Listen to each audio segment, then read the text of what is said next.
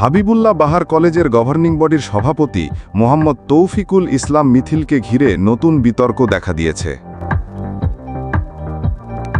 একসময় শেখ হাসিনার ঘনিষ্ঠ হিসেবে পরিচিত এই ব্যক্তি এখন নিজেকে বিএনপির একনিষ্ঠ কর্মী দাবি করছেন, কিন্তু তার কর্মকাণ্ড নিয়ে শিক্ষক, কর্মচারী ও অভিভাবকদের মধ্যে প্রশ্ন উঠেছে।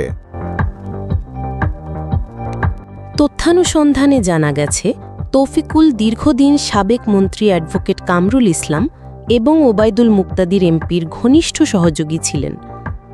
তাদের উদ্যোগে গড়া ব্রাহ্মণবাড়িয়া বিশ্ববিদ্যালয়ের ট্রাস্টি বোর্ডেও তিনি সদস্য হিসেবে রয়েছেন। বর্তমানে বোর্ডের চেয়ারম্যান আব্দুল মুক্তাদির, ভাইস চেয়ারম্যান কামরুল ইসলাম এবং ফাউন্ডিং মেম্বার হিসেবে আছেন ওবায়দুল মুক্তাদিরের স্ত্রী। অভিযোগ উঠেছে, বিএনপির পরিচয় সভাপতি হলেও তিনি কলেজ পরিচালনায় এখনও আওয়ামী ঘরানার লোকদেরই প্রাধান্য দিচ্ছেন।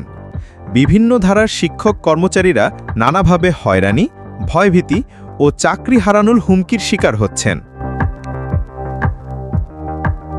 শিক্ষক ও অভিভাবকরা দাবি জানিয়েছেন, অবিলম্বে তৌফিকুল ইসলাম মিথিলকে অপসারণ করে একজন যোগ্য, স্বচ্ছ ও জাতীয়তাবাদী ব্যক্তিকে সভাপতি হিসেবে নিয়োগ দেওয়া হোক।